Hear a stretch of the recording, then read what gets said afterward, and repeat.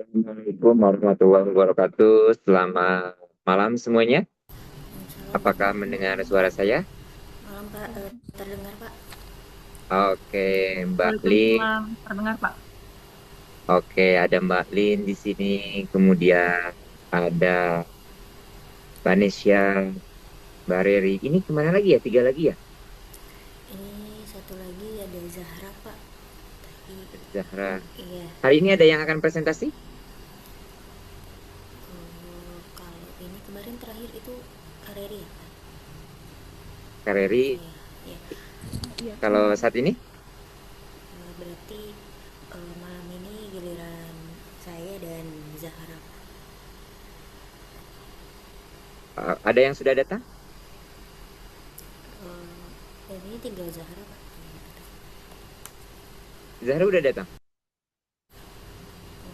Belum Pak, ini tadi udah saya cek mungkin masih di jalan ya. Oke. Berarti presenter malam ini belum hadir semua ya?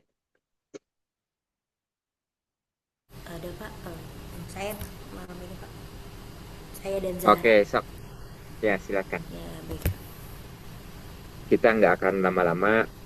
Ada apa namanya? Bedah kasus ya untuk ujian kemarin. Udah ujian belum? Udah Pak, udah udah selesai. ya, Pak?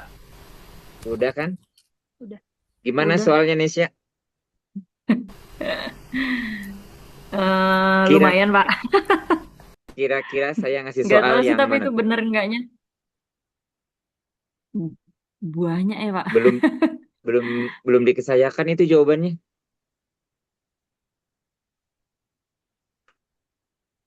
Oh, Monggo gitu. silakan. Iya, monggo silakan yang mau presentasi siapa? Baik Pak, mungkin saya dulu Pak ya, izin Oke.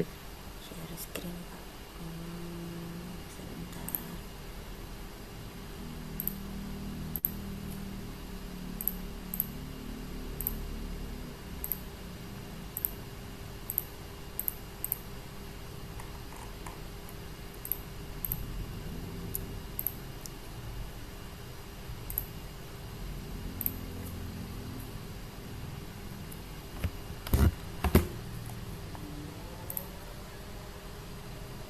Apakah sudah terlihat? Apakah sudah terlihat layar saya Pak?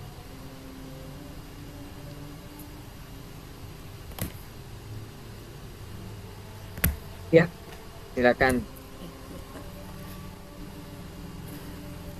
Baik, Assalamualaikum warahmatullahi wabarakatuh. Waalaikumsalam warahmatullahi wabarakatuh. Suaranya agak kerasan dikit ya, Lin. Oh iya Pak, Kecil baik Pak. sekali. Mungkin saya, apakah terdengar ya Pak suara saya? Terdengar. Oh iya baik Pak. Tadi saya pakai headset. Oke. Baik, malam ini saya akan mempresentasikan materi terkait persuasive message. Eh, di mana secara pengertian persuasive message ini sebenarnya adalah bagaimana cara kita menyampaikan pesan agar orang lain bisa terpengaruh dari ucapan kita, baik dari cara berpikir, sikap, sampai ketika akan melakukan suatu tindakan. Nah, kemudian dalam dunia bisnis sering dipakai misalnya ketika kita akan meyakinkan orang terhadap suatu ide, meminta dukungan, atau bahkan saat kita menjual produk atau jasa. Uh, Persuasi ini bukan hanya soal menjual dan membujuk, tapi lebih daripada bagaimana kita membangun kepahaman agar kedua pihak ini bisa mendapatkan pemikiran yang sama dan mencapai kesepakatan. Kemudian pentingnya persuasi dalam dunia bisnis, hampir semua aktivitas membutuhkan kemampuan persuasi atau kemampuan yang mempengaruhi orang lain. Seringkali misalnya kita punya ide yang bagus tapi tidak dapat langsung diterima. Nah biasanya bukan karena idenya itu salah, tapi mungkin cara menyampaikan kita yang kurang meyakinkan. Apalagi terlebih kalau di era sekarang ini kan audiens itu lebih kritis dan skeptis gitu. Jadi bagaimana agar kita ini dapat mudah untuk meyakinkan seseorang. Maka dari itu pesan yang disampaikan harus benar-benar jelas, masuk akal, bisa dipercaya agar audiens bisa menerima apa yang kita sampaikan. Kemudian secara kredibilitas dalam persuasi, faktor yang ini merupakan faktor yang paling menentukan dalam persuasi, yaitu kredibilitas. Jadi sebelum audiens itu mempertimbangkan isi pesan kita, Jadi biasanya mereka tuh bakal lihat dulu apakah seperti mungkin first impression, kira-kira ini yang menyampaikan sebenarnya bisa dipercaya atau tidak gitu. Jadi dan kemudian kredibilitas ini dibangun dari 3 hal. Yang pertama ada kompetensi, artinya kita harus paham dengan apa yang kita sampaikan. Nah, kedua yaitu kejujuran, apakah yang kita sampaikan ini memang jujur dan tidak dilebih-lebihkan. Nah, kemudian yang ketiga ini ada kepedulian, yaitu apakah kita benar-benar memperhatikan kebutuhan audiens. Kemudian jika ketiga hal ini tidak terpenuhi, biasanya pesan yang kita sampaikan itu akan sulit diterima meskipun misalnya isi pesannya sudah baik. Kemudian ada I'm planning. Nah, ini merupakan kerangka yang digunakan untuk menyusun pesan persuasif agar lebih efektif. Nah, ini terdiri dari 3 bagian. Yang pertama ada audiens, yaitu bagaimana kita benar memahami siapakah yang menjadi target kita. Yang kedua information, yaitu isi atau data yang disampaikan ini bukan hanya sekedar opini tapi harus ada dasar yang jelas. Kemudian yang ketiga ada message, yaitu bagaimana cara kita menyampaikan pesan agar bisa diterima dengan baik. Jadi intinya efektif itu bukan fokus dengan apa yang disampaikan, tapi bagaimana audiens itu bisa memahami pesan tersebut. Jadi audiens center, jadi berpusat pada audiens. Kemudian ini ada dalam persuasi sebenarnya ada beberapa faktor psikologis yang mempengaruhi bagaimana seseorang itu dapat menerima sebuah pesan. Jadi misalnya reciprocity itu seperti dimana orang itu ingin tetap konsisten dengan keputusan yang sudah mereka yang mereka buat gitu.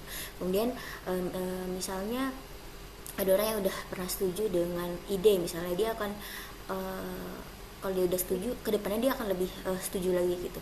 Kemudian selanjutnya ada social proof. Social proof itu kecenderungan seorang untuk mengikuti apa yang dilakukan oleh orang lain. Contohnya jadinya misalnya dia lebih percaya suatu produk yang sudah banyak dibeli atau direview positif oleh orang lain, begitu contohnya. Kemudian ada liking. Liking ini contohnya kita bisa lebih percaya kepada orang yang memang kita udah punya first impression baik, kita udah suka duluan sama orang ini. Jadi biasanya kita akan lebih percaya kepada individunya gitu. Kemudian authority, yaitu kita percaya sama pada orang yang dianggap ahli seperti dokter atau pakar.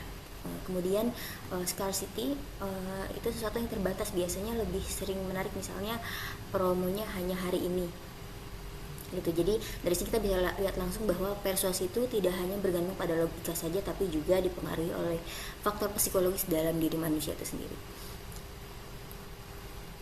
Kemudian ini ada komponen pesan persuasif. Dalam membuat pesan persuasif biasanya ada beberapa komponen yang kita susun secara urut supaya pesan itu lebih efektif. Nah, yang pertama ada attention, yaitu bagaimana kita menarik perhatian audiens di awal, misalnya dengan kalimat yang menarik atau pertanyaan yang relevan. Kemudian yang kedua ada need, yaitu kita bisa menunjukkan bahwa ada masalah atau kebutuhan yang perlu diperhatikan. Kemudian solution, yaitu kita menawarkan solusi dari masalah tersebut yang diperkuat oleh rasional, yaitu alasan yang logis kenapa solusi itu layak dipilih. Kemudian validation, yaitu tetap menghargai sudut pandang audiens, jadi tidak terkesan bias atau memaksa. Dan yang terakhir ada action, yaitu kita mengajak audiens untuk melakukan sesuatu, misalnya membeli, menyetujui atau berpartisipasi.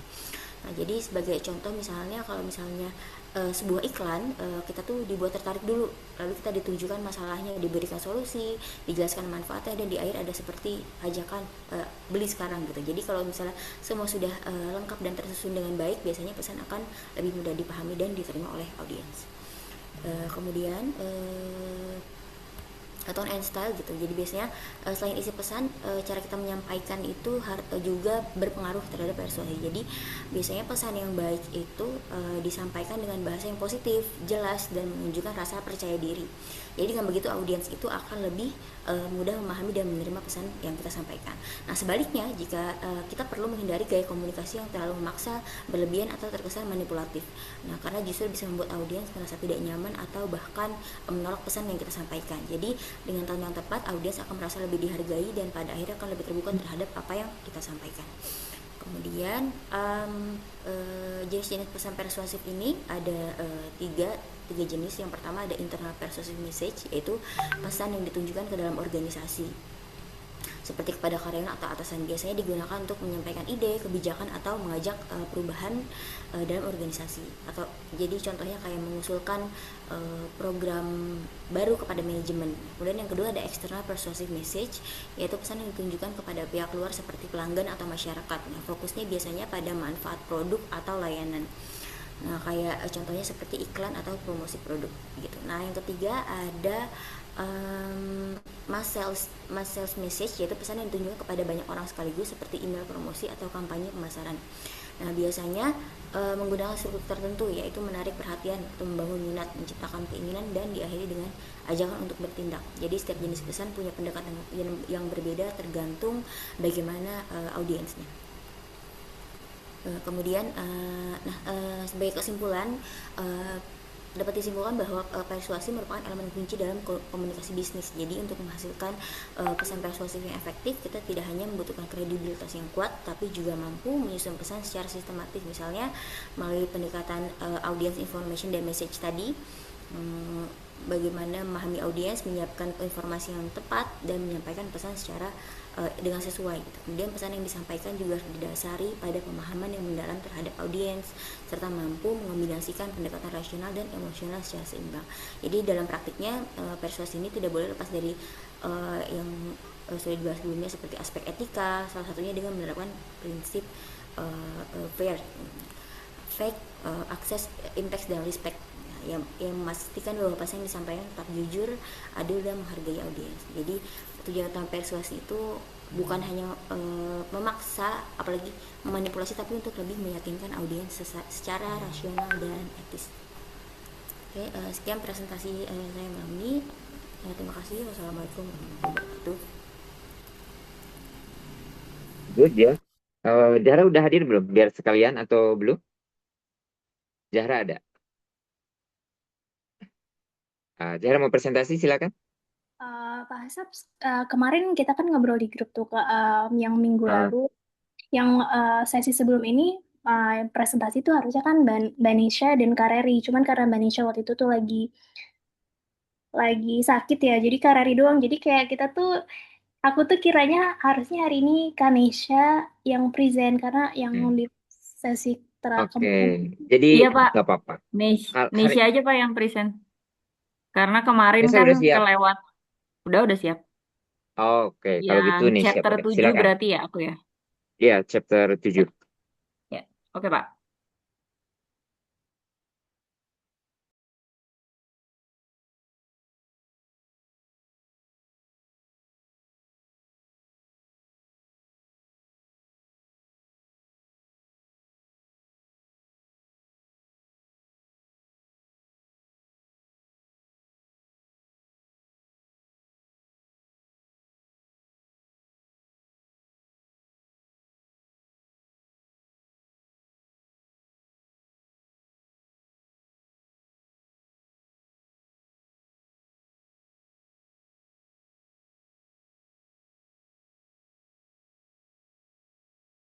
Apa sudah terlihat Pak Asep dan teman-teman?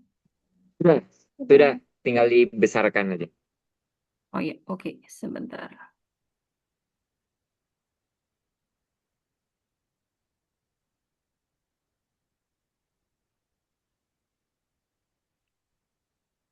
Bentar, Pak. Ini kok suaranya nyaring banget.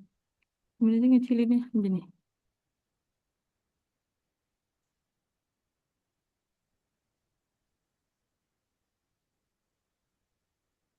Oke.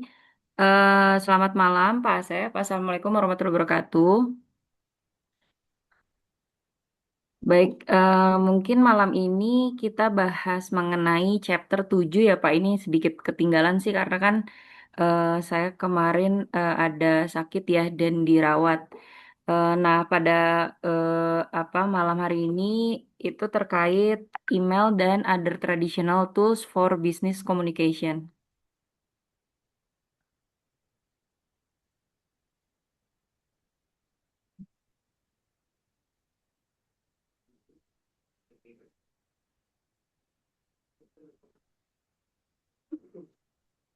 Oke, sebentar, Pak. Kok kepencet? Ini apa koneksiku agak kurang stabil. Sekedap ya Pak, bentar mau Silakan aman. ganti WiFi dulu. Boleh, boleh, boleh.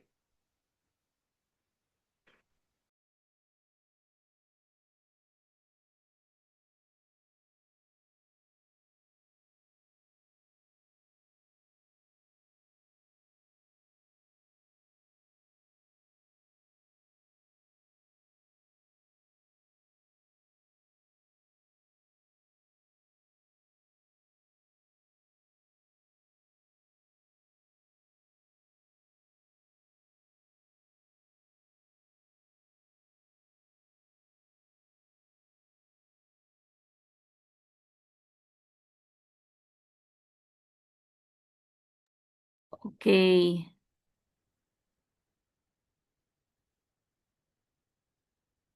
Mana sih tadi ngebukanya piye? Oke, mungkin sudah terlihat ya Pak. Aku rada buka contekan dikit nih. Karena eh, belum ngeringkas kemarin, baru diringkas.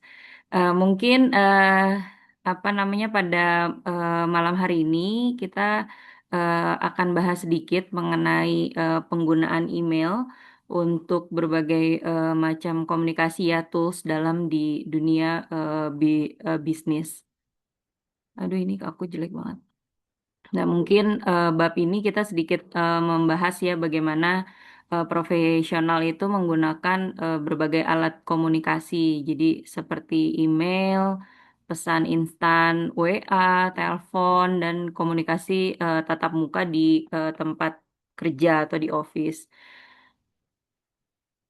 Jadi memang di sini di garis bawahi bahwa komunikasi yang efektif itu memang tidak hanya tentang apa yang kita katakan saja, tapi juga bagaimana kita menyampaikan pesan dan alat komunikasi mana yang kita gunakan. Oke, kemudian dalam memilih komunikasi yang tepat, itu kita ada beberapa ini ya pilihan saluran komunikasi itu memang digunakan untuk mengirim pesan, email, telepon, bahkan aplikasi perpesanan.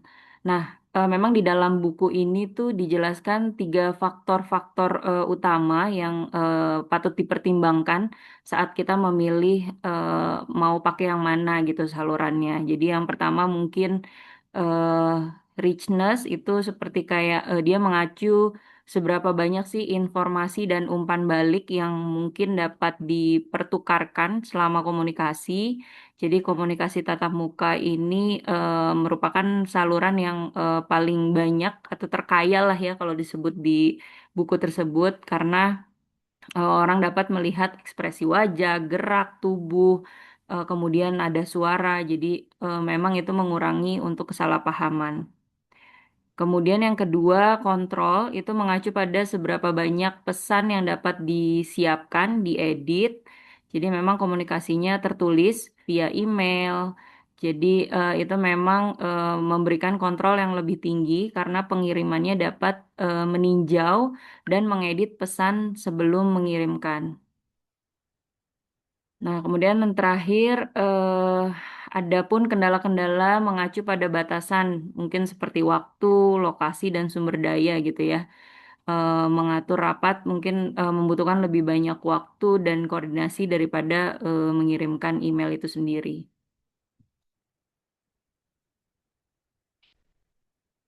Oke, kemudian next slide-nya ini adalah peran email dalam komunikasi bisnis.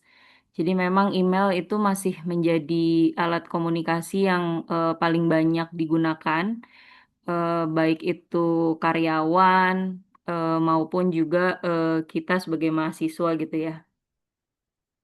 Jadi memang email ini berguna cukup banyak selain berbagi informasi, bisa untuk digunakan seperti kita kan koordinasi tugas, kemudian mendokumentasikan hasil meeting, kesepakatan gitu ya, kemudian berkomunikasi dengan banyak orang.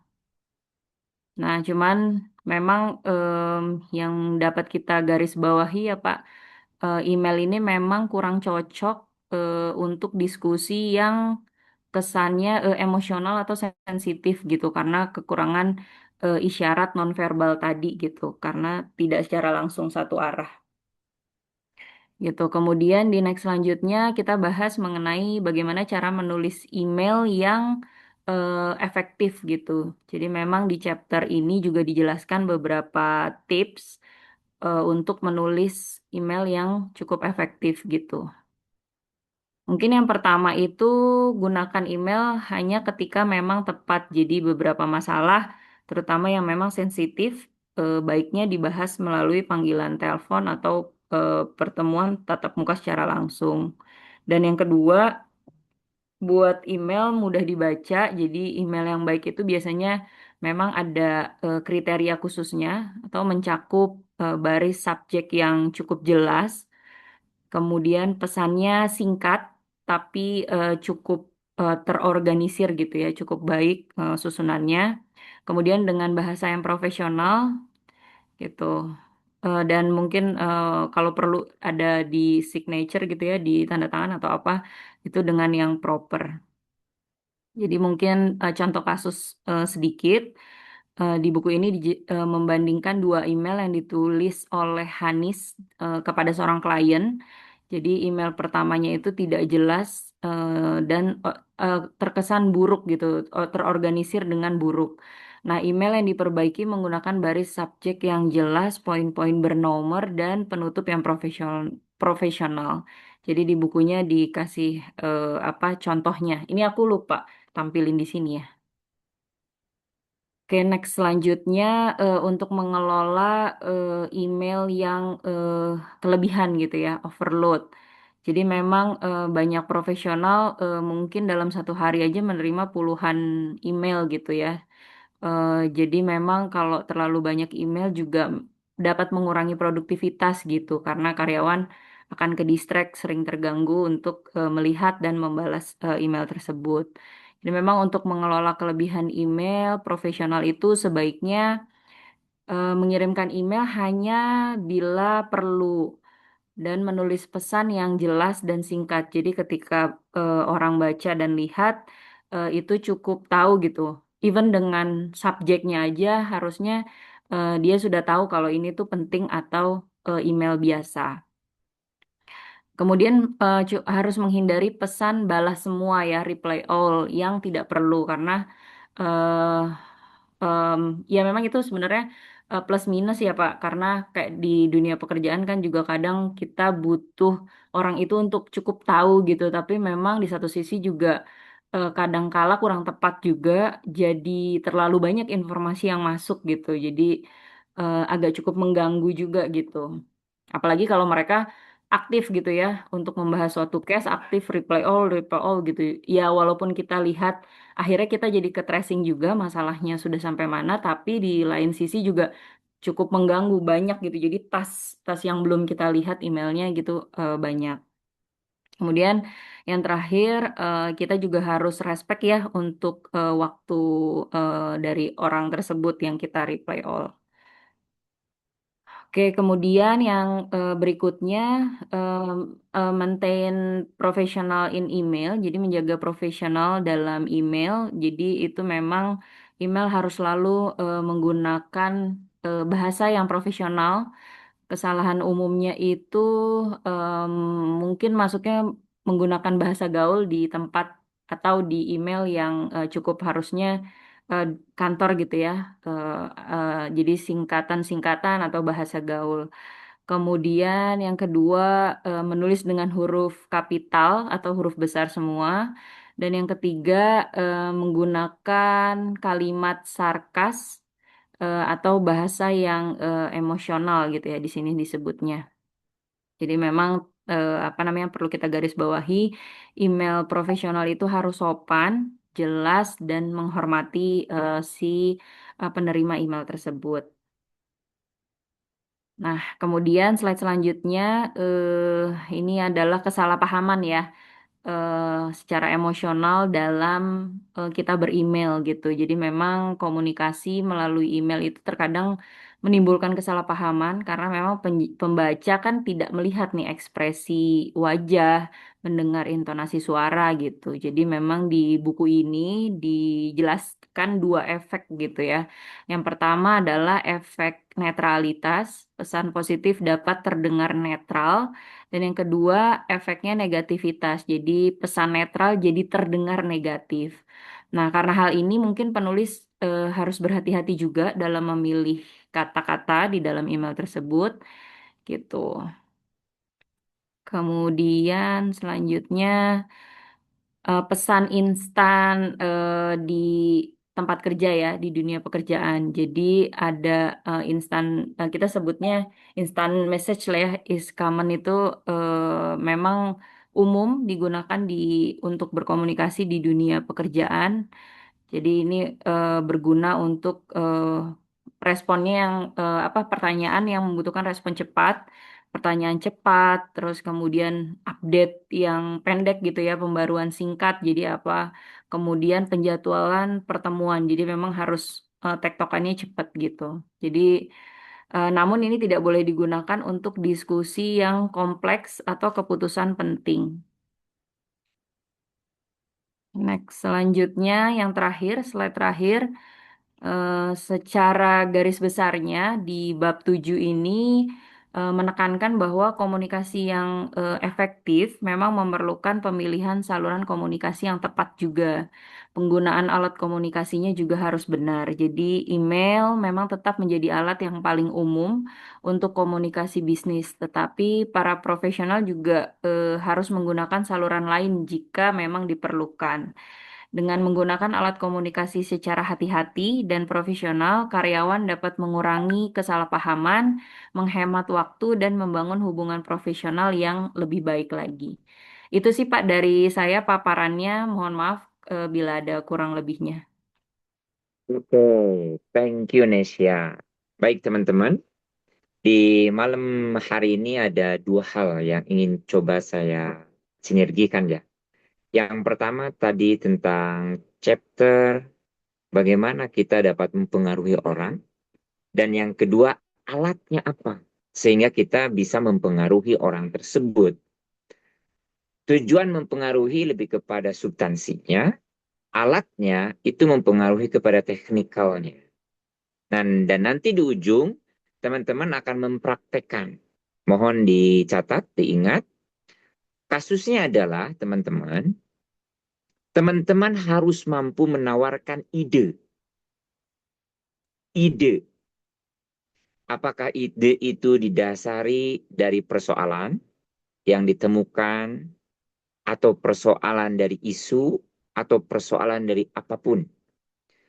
Kalau dalam sesi UTS, soal dari saya adalah tentang kalau menjadi stakeholder yang ngurusin energi. Itu soalnya yang dari saya tuh. Kalau kelangkaan energi, dilihat dari narasi, gitu kan ya, tentang fenomena geopolitik di Timur Tengah. Nah, tapi untuk saat ini latihannya, teman-teman harus menemukan gagasan, ide, dan nanti dikomunikasikan. Agar mereka terpengaruh untuk apakah menerima kita idenya, menerima untuk ada perubahan ide, yang pasti menerima kita terhadap maksud kita. Caranya, gunakan semua channel tools-nya, via telepon, atau via WA, atau via email. Apa isu yang ingin diangkat? Isu yang ingin diangkat adalah tema dari yang akan dijadikan tesis. Jadi temanya apa? Idenya mau ngapain? Silakan pilih. Apakah akan memilih ke pembimbing? Apakah akan memilih kepada calon entitas usahanya, perusahaannya, temukan orangnya, atau akan memilih kepada calon responden yang pasti ada komunikasi sebagaimana indikator tujuan. teman-teman harus menciptakan tabel indikator keberhasilan komunikasi. Contoh, mudah dibaca, waktunya ada, indikator keberhasilan-keberhasilan yang lainnya mau mengisi atau mau untuk dijadikan tempat penelitian atau mau yang lainnya juga. Apa yang harus dipersiapkan? Yang pertama adalah proses yang kreatif. Proses kreatif itu ada 4, teman-teman sekalian. Yang pertama yang disebut dengan proses kreatif itu adalah tahapan preparation. Tahapan persiapan. Nah, di dalam tahapan persiapan, teman-teman harus menemukan yang pertama, pengamatan. Harus selesai mengamati. Apakah mengamati secara akademis, journalingnya, penelitian-penelitiannya, atau mengamati secara empirikalnya dari entitas yang ingin kita teliti. Yang kedua adalah dalam proses persiapan menanyakan. Setelah diamati, maka menanyakan kita terhadap proses yang kita amati itu. Yang ketiga, setelah kita menanyakan, maka mau nggak mau kita mendengarkan. Karena tidak semua yang kita amati, yang kita tanyakan, yang kita harapkan, satu frekuensi dengan mereka. Susah ya Pak Asep, tahapan persiapan aja. Ya susah. Yang keempat adalah mengkomparasi, membandingkan. Saya mau lihat saham blue chip. Mending yang mana ya? Mending BCA, BBMI, BRI, BNI. Ternyata sama aja. Ya, HSG-nya lagi merah semua. Itu membandingkan. Jadi nggak ada bedanya ternyata mau saham blue chip, saham konglo, saham gorengan semua merah semua sekarang. Ada WBSA udah naik 500%, sekarang suspend hari ini kan. Jadi harus mengkomparasi. Nah, di tahap persiapan, teman-teman harus melakukan pengambilan keputusan. Saya mau mengambil ini dengan cara ini, bismillah, jalan. Sebelum proses ke jalan, tahapan pertama adalah tahapan preparation, maka akan masuk ke tahapan namanya yang disebut dengan inkubasi. Apa itu tahapan inkubasi? Karena kita kaum intelek, kita jangan gereda-geruduk. Yang akan kita tulis sebagai bentuk dari sebuah narasi, yang akan kita omongkan sebagai bentuk dari komunikasi lisan, bahkan gestur mungkin kalau jumpa langsung, kita harus benar-benar diinkubasi, gua ini harus ngapain. Di alam bawah sadar kita sudah benar-benar dieram. Jangan sampai hanya karena masalah typo, hanya karena masalah waktu telepon, hanya karena masalah hook atau awal pembicaraan tidak membuat nyaman. Nah, proses inkubasi ini seperti halnya kita menggenggam telur sampai dengan menetas. 21 hari misal. Itu jangan lama-lama lah, jangan sampai 21 hari ya. Itu mah cukup 1 minggu atau 2 minggu nanti di pertemuan yang akan datang teman-teman mempresentasikan itu semua. Inkubasi itu adalah adanya sebuah raman ide biar enggak terkesan terburu-buru. Begitu. Pak, saya sudah diinkubasi nih. Kalau gitu masukkan tahap pencerahan. Meyakinkan. Namanya tahapan iluminasi. Mencerahkan diri kita, oke, yang ini kayaknya oke, yang ini oke, yang ini oke. Kita akan eksekusi. Proses iluminasi bisa jadi idenya bagus, orangnya bagus, tapi modal kita nggak ada. Modal keberanian, modal waktu, modal finansial, modal jarak. Berarti nggak bisa dieksekusi. Bisa jadi idenya biasa aja, tapi karena kita modal keberanian cukup, orangnya mudah ditemui, orangnya mudah dikomunikasi, kitanya ada ruang sabar untuk melakukan dan menunggu respon, bisa jadi itu yang dieksekusi. Itulah proses iluminasi, mencerahkan diri kita sendiri. Terakhir adalah memverifikasi dari proses awal sampai akhir sebelum tahapan eksekusi, sebelum tahapan action benar-benar terjadi. Teman-teman buatkan keempat tahapan itu. Untuk tujuan latihan meyakinkan orang, meyakinkan entitas terhadap maksud kita akan melakukan sebuah penelitian kaitan dengan tesis, baik itu dengan proses yang benar, cara komunikasinya, ataupun proses yang nyaman, alat komunikasi. Sampai sini dulu. Ada pertanyaan? Aman? Oke, berarti pengumpulannya tadi yang sempat Bapak mention 1 sampai 2 minggu ke depan ya Pak ya? Iya, nanti di pertemuan selanjutnya. Jadi di pertemuan selanjutnya teman-teman curhat. Pak, saya sudah menghubungi, Pak sudah ini, sudah ini, sudah ini. Ini bagian dari latihan untuk persiapan sidang komisi sebetulnya. Jadi real, teman-teman tentukan. Pak, saya idenya ada, saya mau latihan kepada dosen pembimbing. Ah, monggo aja. Tujuannya adalah mempengaruhi dosen pembimbing. Belum tentu mempengaruhi itu kita disetujui apa maunya kita. Kan tadi ada mendengarkan. Gitu. Kata dosen tuh nanti jangan itulah itu topik yang sudah sering ganti. Nggak apa-apa. Nanti di tahap inkubasi.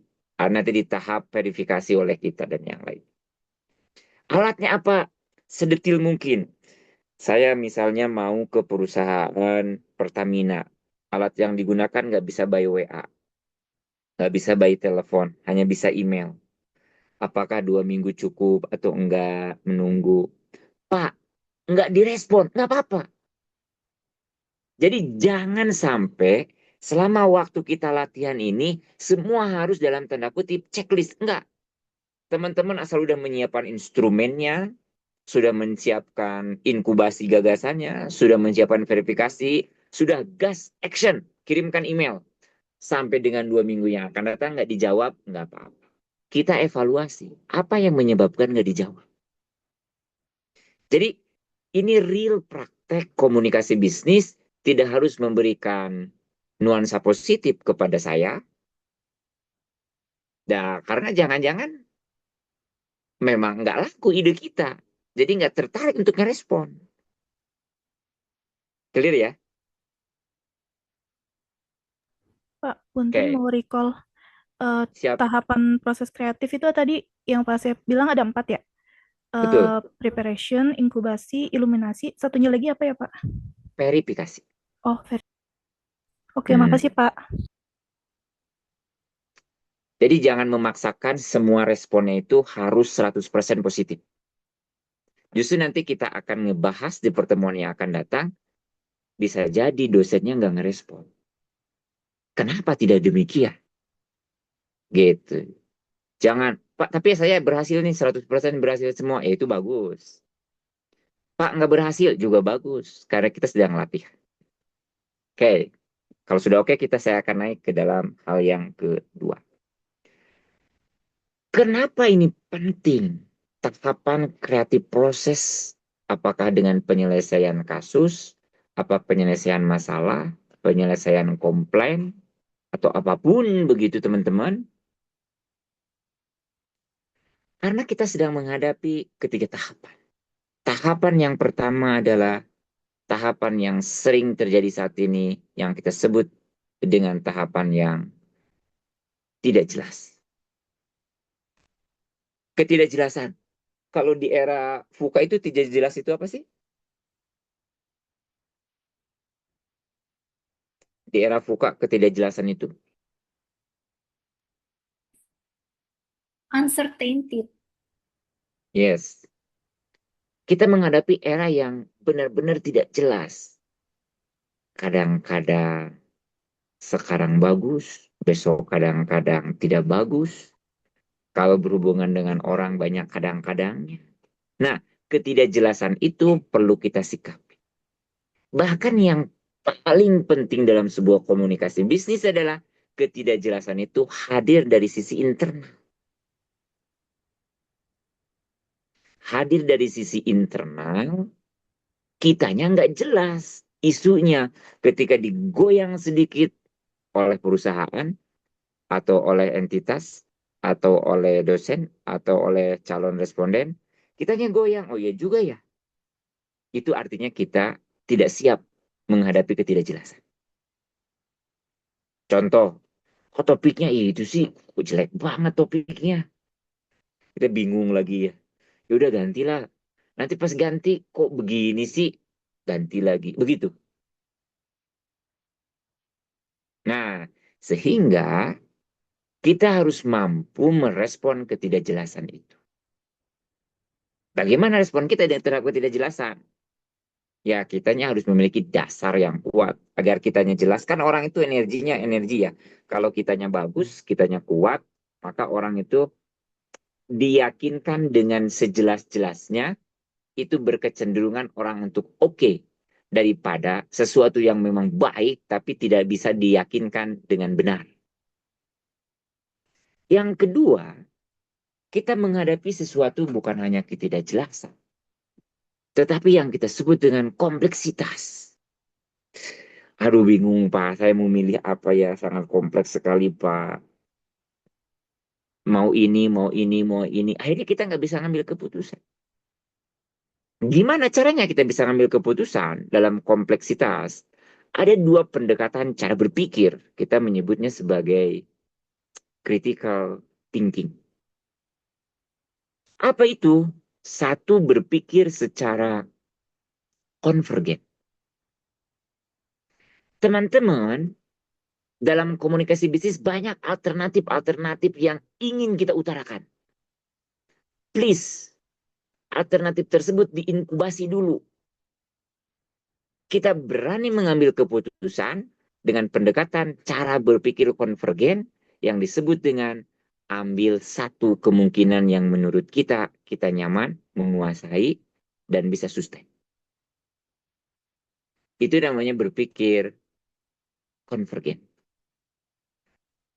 Ketika kita sudah mengambil salah satu pemikiran konvergen, maka kita harus menindaklanjuti caranya agar ini bisa tereksekusi. Namanya pemikiran divergent thinking.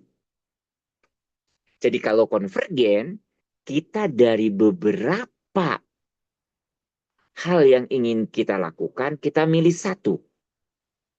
Sudah dipilih, kita berpikirnya dari konvergen ke divergen, gimana caranya biar yang kita pilih bisa terrealisasi.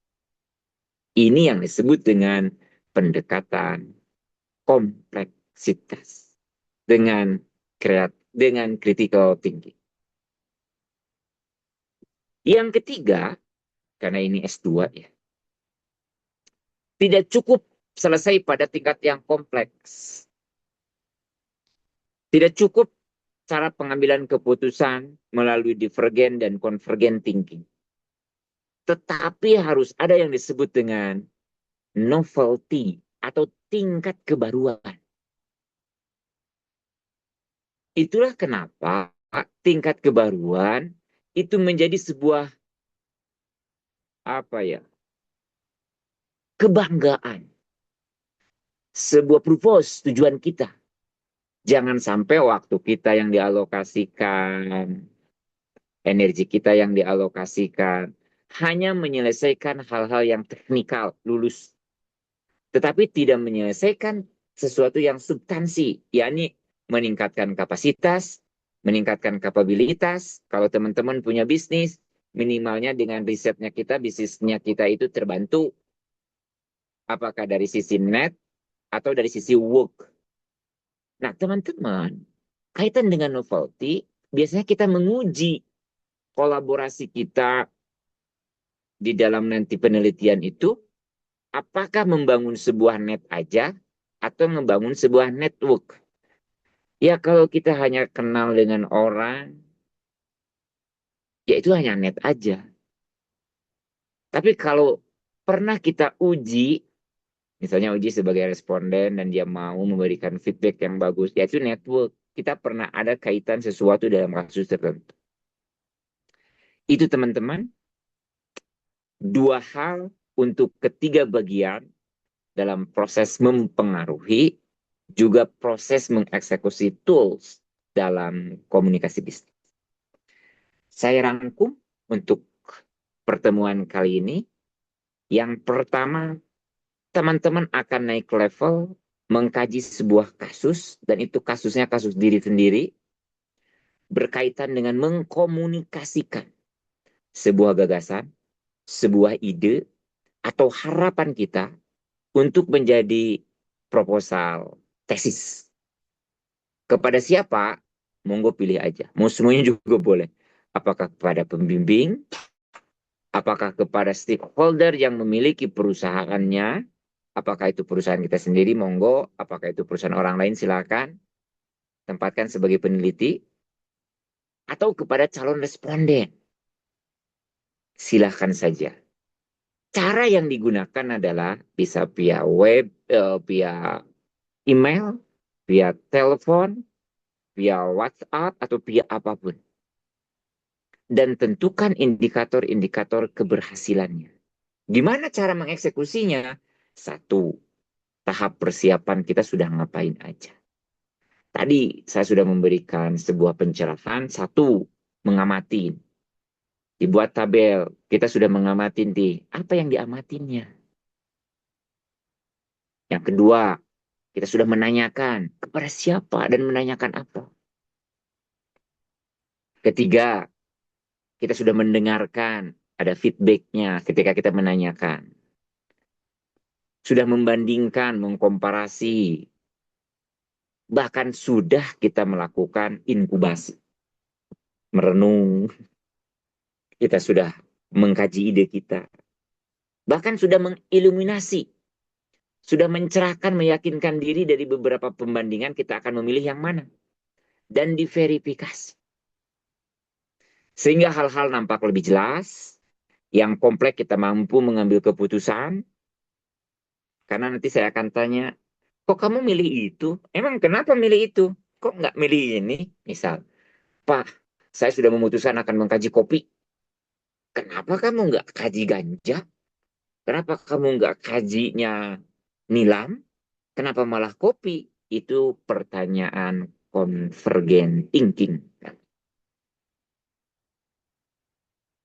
Lalu nanti ada sebuah kebaruan dari rencana penelitian. Ya kebaruan sih untuk S3, cuman untuk S2 ya minimal penelitiannya baru. Oke, ini bukan sesuatu yang mudah. Ini perlu proses perencanaan secara sengaja. Ini tidak bisa dijadikan tugas membuat desainnya. Kalau mengeksekusi desainnya bisa jadi tugas ya. Tapi membuat desainnya itu tidak bisa. Harus benar-benar ada waktu kita membuat desainnya seperti yang Pak Asep ungkapkan. Nah, teman-teman, saya akan beri kesempatan waktu selama 2 jam. 2 jam. Teman-teman membuat desain tersebut. Desainnya mau ngapain rencananya. Belum mengeksekusi.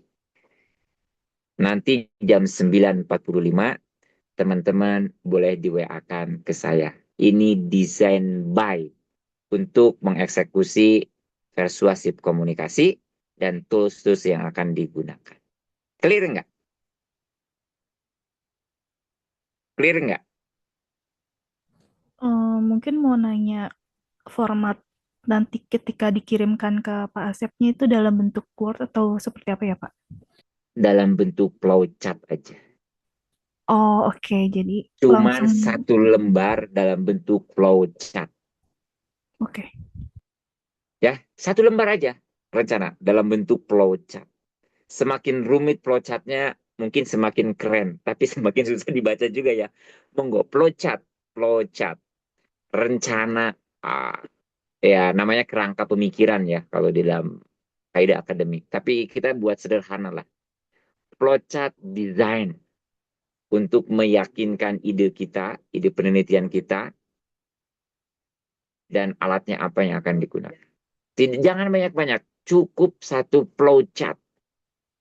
Dalam bentuk poster juga boleh, teman-teman silahkan. Biar nggak terlalu garing gitu ya. 1 lembar aja. 1 lembar. Gitu kan ya. 1 lembarnya boleh teman-teman. Pak, saya lembarnya mau lembar portfolio, boleh aja. Gitu.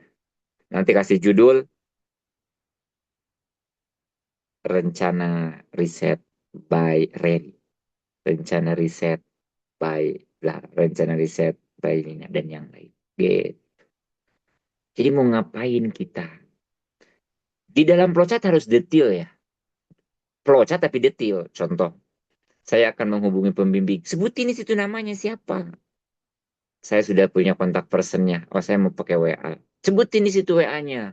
Sebutin di situ emailnya. Sebutin apanya. Pokoknya yang ada di pikiran teman-teman itu tuangkan semua di flowchart tersebut. Gitu.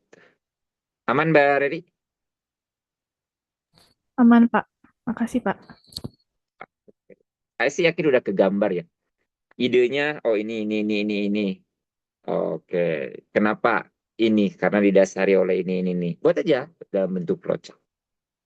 Ini jam 8 kurang 10 menit.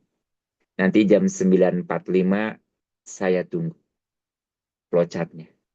Nah, dalam tempo waktu 2 minggu ya, kalau nggak salah ya pertemuan saya itu ya. 2 minggu lagi kan ya. Tanggal berapa lagi sih kita jumpa?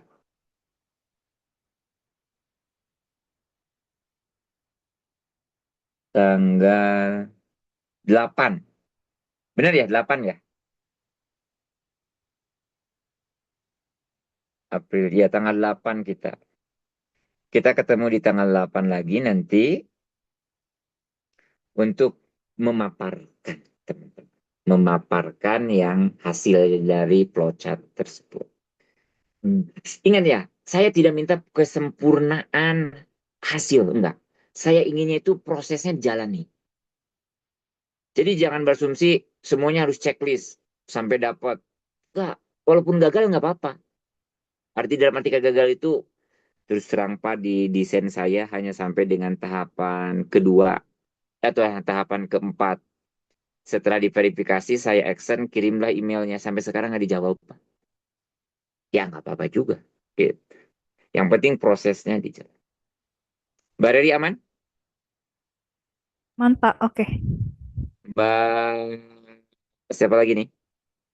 Mbak Nesya aman? Iya Pak, aman Pak. Dicoba dulu Pak. Mbak Lin aman? Ya, Mbak. Mbak Zahra aman? Iya, Pak. Insya Allah. Insya Allah aman. Kalau aman, Zoom-nya kita berakhir. Teman-teman bisa langsung merenung.